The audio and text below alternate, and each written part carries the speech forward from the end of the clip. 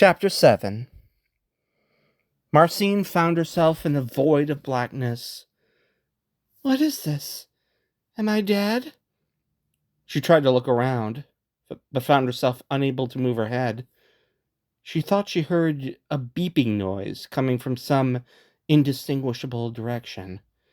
It was faint and warbled, like she had water in her ears. Am I underwater?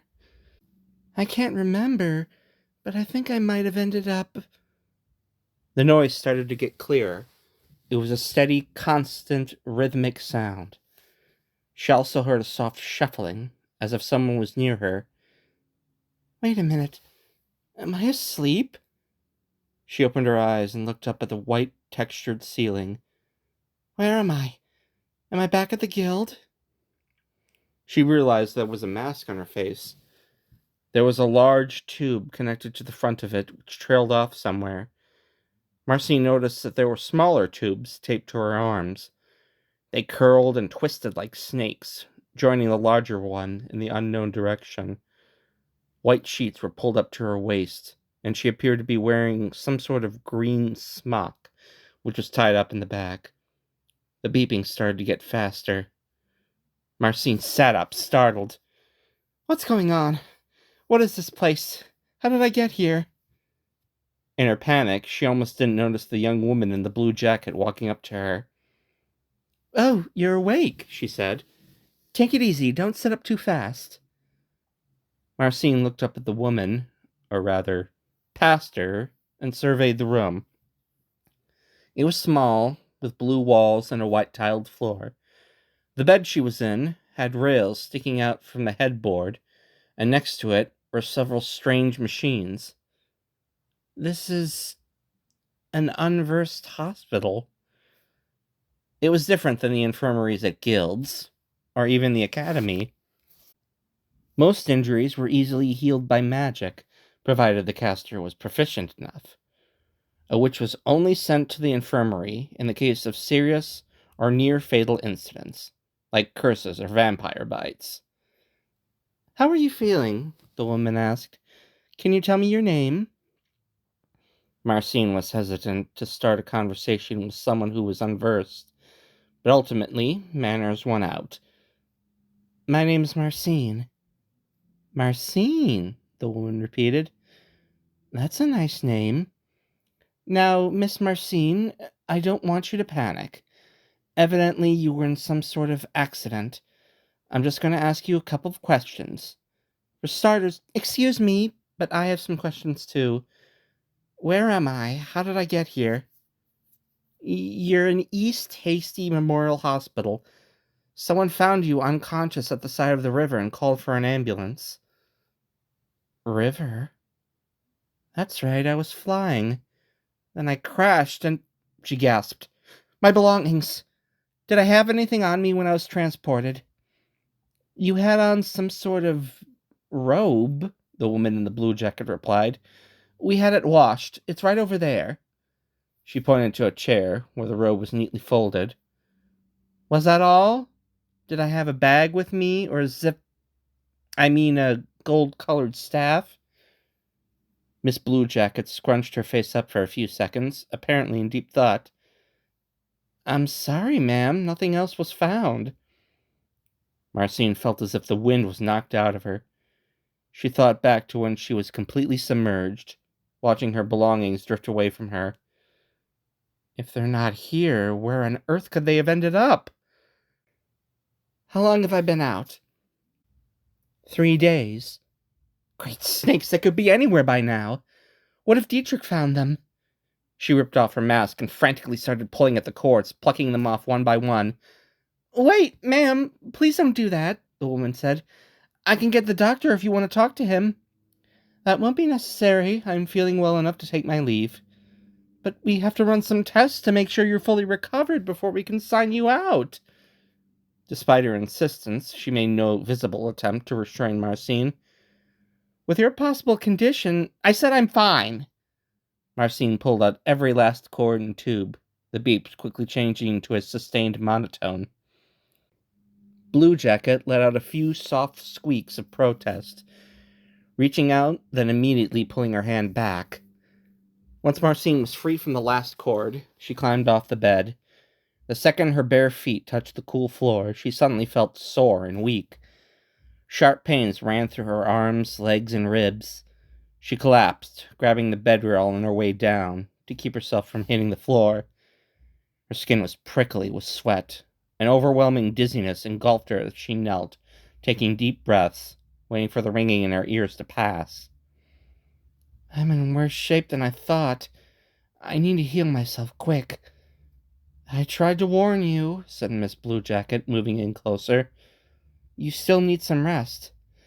The bathroom, Marcine gasped. Help me to the bathroom. Bluejacket seemed hesitant at first, but eventually helped her along. Once they were inside, Marcine turned on the faucet and splashed her face with cold water. After a little while, the weakness and dizziness started to dissipate. Maybe there's still time. I can find the book before Dietrich does, but I need to get out of here, and fast.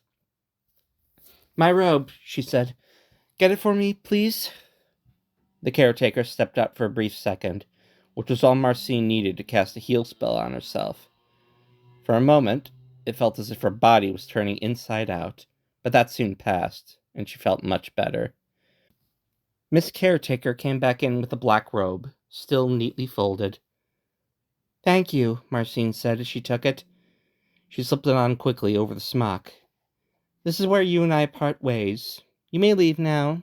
Your services are no longer required. I already told you I can't allow that. You need to be cleared by the doctor before we can let you go. Well, as you can see, I've made a full recovery. Marcine waved her arms and legs as a demonstration. If you want, you can tell him I left of my own volition. She pushed past Miss Caretaker on her way out of the bathroom and made her way to the door, but the woman quickly got in front of her again. I wouldn't be doing my job if I let a patient walk out without being cleared. She stood in Marcine's way, arms held all the way out to the sides, blocking her escape. Just wait in bed, and I'll call the doctor over. Marcine grumbled. Why does this woman have to be so difficult? I can't wait around. I have things to take care of. And so do I. I'm sorry, but rules are rules. Are all unversed this hard to deal with? She walked right up to her, their faces barely an inch apart. Now listen here, caretaker. This is a situation of life or death, and I'm in no mood to be ordered around by the likes of you. I'm leaving this place with or without your permission. So unless you want to know what true terror looks like, I suggest you let me go. Caretaker's arms dropped back to her sides. Her eyes were open wide, and she trembled. But I don't... I mean... Marcine enunciated slowly and firmly. Leave me alone, and never mention this to anyone. Caretaker reached back and fumbled for the door handle, not taking her eyes off Marcine. After a few attempts, she managed to open the door and ducked out into the hall, her footsteps rapidly retreating. Marcine sighed. I didn't want to be rude, but what choice did I have? Oh well, I'd better leave while I can. There's no telling what kind of scene she's causing right now. It's probably best I don't go out there.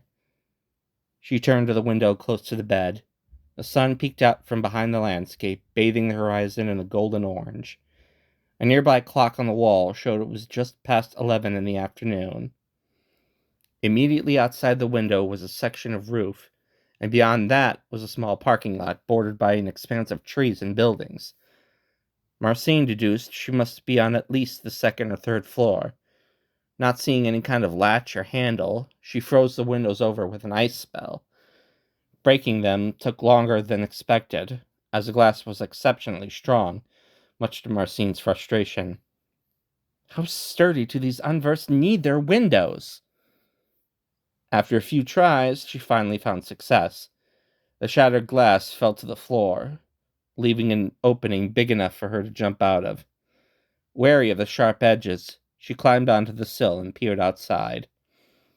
This is going to be difficult without my Zephyr. Behind her, there was a knock at the door. Before she could even respond, it opened. She looked back to see the woman from before, accompanied by two other people, one of whom was an older man Marcine guessed to be the doctor. "Miss, wait!" the man called, reaching out toward Marcine. "Sorry, but I can't be bothered to stick around." Marcine closed her eyes, took a deep breath, and leaped out. She slowed her descent by casting a wind spell straight down. She landed on the section of roof with ease, then used the same method again as she leapt down onto the parking lot. Luckily, the lot was sparsely populated, so there was nobody within throwing distance who saw her. She hurried across the parking lot, squeezing past the trees and running across the street. Once she was on the other side, she rested against a red brick building. While catching her breath, she surveyed her surroundings. She knew about the existence of unversed cities, but never had much up-close and personal experience with them. Now she was in an unfamiliar setting, with no clue on which direction to go. East Hasty Memorial Hospital, huh? Hasty must be the name of the city. The book could be anywhere in this town. I hope I can get to it in time. But where do I start looking? She glanced in the direction of the sun, shielding her eyes from the glare. If I crashed in a river, then it must have carried the bag downstream. So maybe if I find the river, I can retrace my steps. It's not much of a lead, but it's better than nothing. After determining which direction was west, she started that way on foot. No matter what, I have to keep moving. I mustn't let Dietrich succeed, even if it costs me my life.